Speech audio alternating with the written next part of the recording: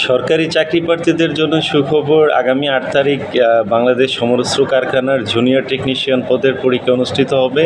তারা কিন্তু তাদের সময়সূচি প্রকাশ করেছেন, অ্যাডমিট কার্ড এর মধ্যে পাবলিশ করেছেন। আপনারা টেলিটক লিঙ্ক থেকে ডাউনলোড করতে পারে।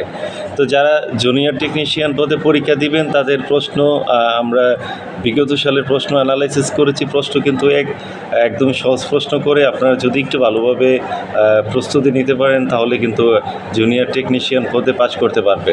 নর্মালি অন্য সরকারি চাকরিতে চতুর্থ শ্রেণীর যে ধরনের প্রশ্ন করে তারাও এমন প্রশ্নই করে, তো সাথে হয়তো 10 থেকে 15 মার্কের 10 থেকে 15 নম্বরের টেকনিক্যাল প্রশ্ন সাথে থাকতে পারে, যেহেতু এটা জুনিয়র টেকনিশিয়ান পোস্ট।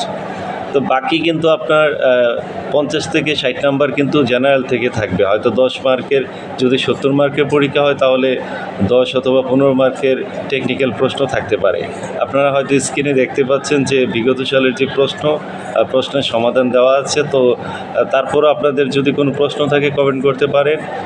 যদি কারো সাজেশন দরকার হয় অথবা বিগত সালের প্রশ্নের সমাধান দরকার হয় তাহলে আপনারা আমাকে ইনবক্স অথবা হোয়াটসঅ্যাপে মেসেজ দিতে পারেন।